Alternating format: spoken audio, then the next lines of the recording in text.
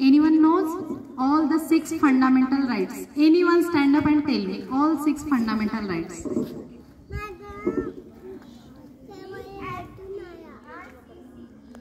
Tell me the name.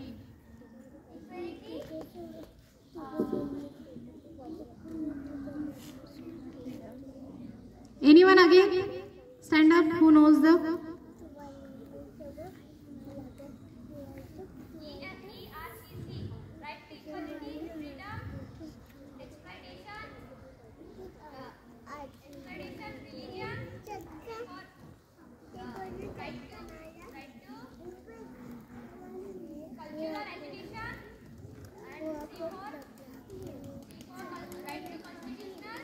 Remedies.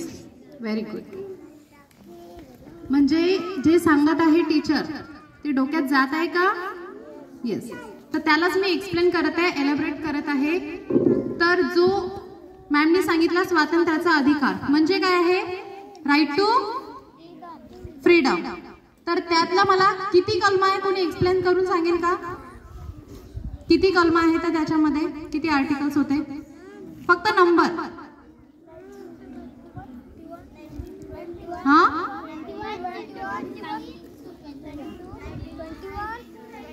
19 to 22.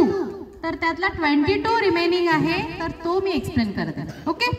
तर एकदा revise आहे की जो कलम 19 म्हणजे 19 to 22 या कलमांमध्ये ज्या अधिकारांचा उल्लेख केलेला आहे संविधानामध्ये तर ते अधिकारांचा पहिला मुख्य आहे की विचार आणि अभिव्यक्ती स्वातंत्र्य म्हणजे freedom of speech and expression.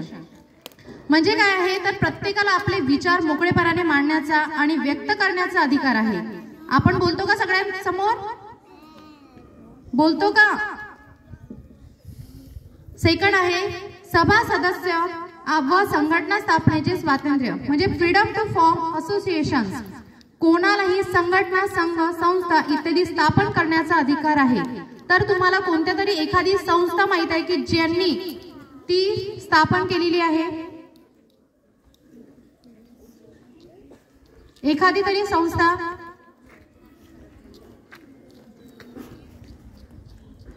आपली स्कूल पण एक संस्था आहे का? मग ती संविधानामध्ये बसते का? येस और नो? येस.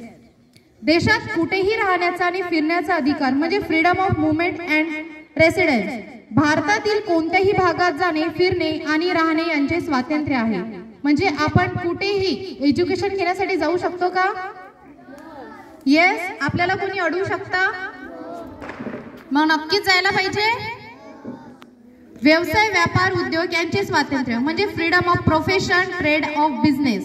कोणत्याही कायदेशीर व्यवसायात सहभागी होण्याचा व चालवण्याचा अधिकार आहे. मीन्स आपल्याला कोणताही व्यवसाय असं म्हटलं जाते का की हा चांभार आहे तरी चांभाराचाच बिझनेस करायला हवा असं कुठेही लिहिलेलं नाहीये. संविधानाने आपल्याला समान अधिकार याच्यासाठी दिलेले आहे की कोणत्याही जाती धर्माचा कोणताही व्यवसाय असं नाहीये की पिढ्यानपिढ्या चालत आलेल्या ज्या रूढी परंपरांनी दिलेले आपल्याला व्यवसाय तेच आपण चालवायचे असं कुठेही लिहिलेलं नाहीये. कायद्यामध्ये बाबासाहेबांनी आपल्याला जे अधिकार दिले ते आपल्याला माणुसकी म्हणून जगण्यासाठी दिलेले आहे. त्याच्याचमुळे आपण कोणत्याही जाती धर्माचे असो तरी आपल्याला कोणताही व्यवसाय किंवा कुठेही जाऊन आपला अधिकार मांडण्याचा अधिकार आहे. फिफ्थ आहे स्वातंत्र्याचे संरक्षण, protection of life and personal liability. म्हणजे कोणत्याही जीवनावर किंवा स्वातंत्र्यावर मनमानीपणे गदा आणली जाऊ शकत नाही. म्हणजे कोणीही तुम्हाला जबरदस्तीने असं म्हणू शकत नाही की तू हे करू नको किंवा हा बिझनेस करू नको. कोणीही आपल्याला आड येऊ शकत नाही. हा आपल्याला अधिकार कोणी दिलेला आहे? कोणी दिला आहे? संविधान. 6 गुन्हेगारावरील अटकेविषयी हक्क म्हणजे राईट ऑफ अरेस्टेड पर्सन म्हणजे कोणता आहे? आर्टिकल 22. अटकेच्या वेळी काही विशिष्ट हक्क असतात जसे की कारण समजावून सांगणे, वकील घेण्याचा अधिकार. कोणाकोणाला माहित आहे जर आपण एखादा गुन्हा केला म्हणजे आपण नाही किंवा एखाद्या व्यक्तीने एखादा गुन्हा केला तर त्याला अरेस्ट करतात पोलीस आहे. तर जेव्हा त्यांना अरेस्ट करतो आपण तर त्यांना स्वतःचा म्हणजे गुन्हा सिद्ध करण्यासाठी सुद्धा वकील स्वतः ते काय करू शकतात? हायर करू शकतात, तर हा अधिकार सुद्धा संविधाने म्हणजे डायरेक्ट त्याला जेलमध्ये टाकतात का? नाही, तर तो अधिकार आपल्याला आर्टिकल 22च्या नियमानुसार आपण आपल्यानुसार वकील सुद्धा त्याच्यासाठी ठेवू शकतो. म्हणजे गिरफ्तार म्हणजेच अटक केलेल्या व्यक्तीचे काही मूलभूत अधिकार असतात. भारतीय संविधानाने प्रत्येक नागरिकाला काही मूलभूत अधिकार दिले आहेत. जेव्हा एखाद्या व्यक्तीला पोलिसांनी अटक केली जाते तेव्हाही त्याचे काही अधिकार अबाधित राहतात.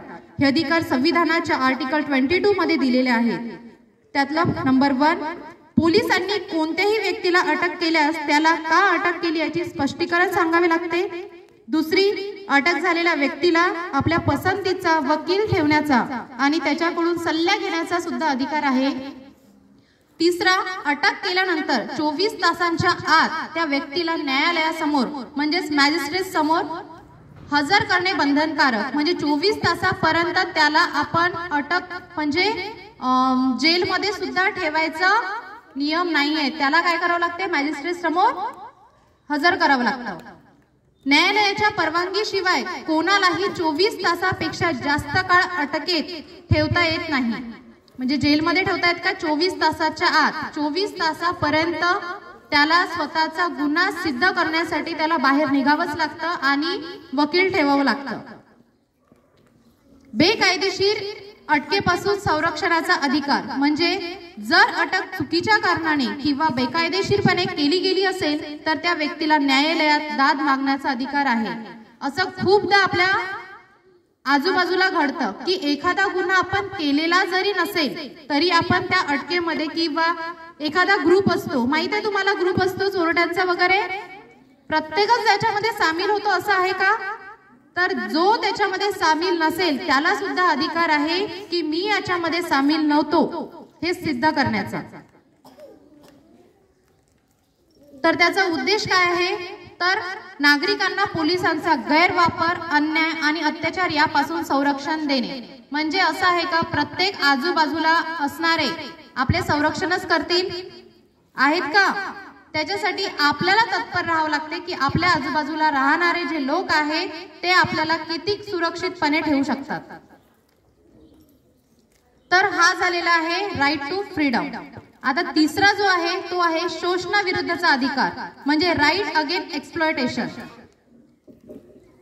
याचे आर्टिकल्स आहेत आर्टिकल 23 and 24.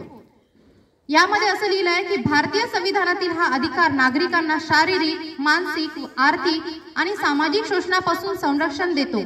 भारतात स्वातंत्र्यपूर्व काळात गुलामी, सक्तीची मजुरी आणि बालकामगार यांच्यासारख्या प्रथांचा फार प्रसार होता. या अन्यायकारक प्रथा थांबवण्यासाठी हा अधिकार दिला गेला आहे. आपल्या सगळ्यांना माहित आहे याच्या आधी आपल्याला कोणत्या गुलामगिरीमध्ये ठेवलेलं होतं? एखादा जण मला सांगेल का एखादी तरी गुलामी जी आपण सहन केलेली आहे याच्या आधीची? Anyone tell me?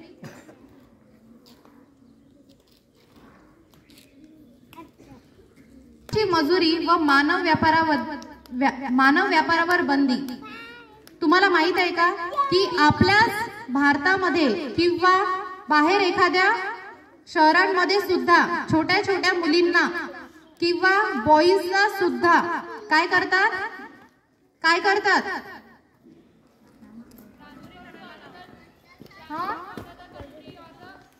येस, त्यांना उचलून सुद्धा घेऊन बाहेर विकतात. हे आपल्या भारतामध्ये असतं, हे आपल्याला माहित आहे का? म्हणून आपण काय म्हणतो की आई वडिलांना सांगितल्याशिवाय कुठेही जाऊ नका म्हणतो का आपण? तेच जे सांगणं असते की याच्याच पुढे की बाहेर देशांमध्ये किंवा आपल्या भारतामध्ये सुद्धा मुला मुलींना किंवा अदर काही गोष्टींसाठी विकल्या जातात.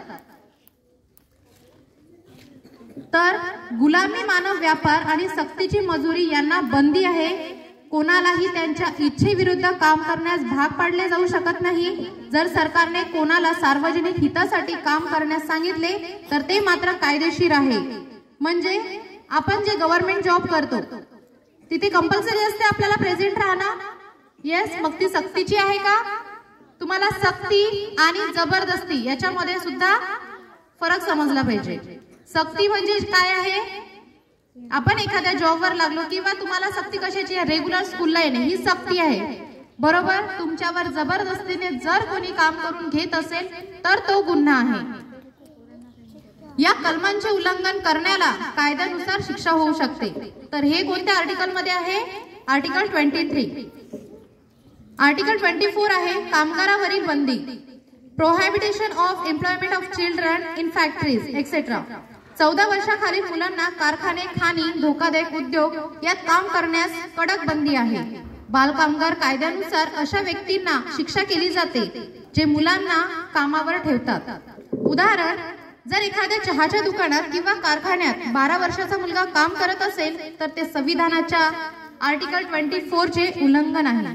या अधिकाराचा उद्देश म्हणजे समाजात न्याय आणि समता प्रस्थापित करणे, मानवतेचा सन्मान करणे, गरीब असहाय आणि मुलांचे शोषण थांबवणे. शोषणाविरुद्धचा अधिकार हा प्रत्येक नागरिकाला स्वातंत्र्य आणि मानवी प्रतिष्ठेने जगण्याचा अधिकार देतो. तो भारतातील गुलामी, सक्तीची मजुरी आणि बालकामगार या अमानवी प्रथांपासून समाजाचे रक्षण करतो. आर्टिकल 23 आणि 24 या अधिकारांचा उल्लेख आहे. हा अधिकार नागरिकांना शारीरिक व मानसिक शोषणापासून संरक्षण देतो. थँक्यू.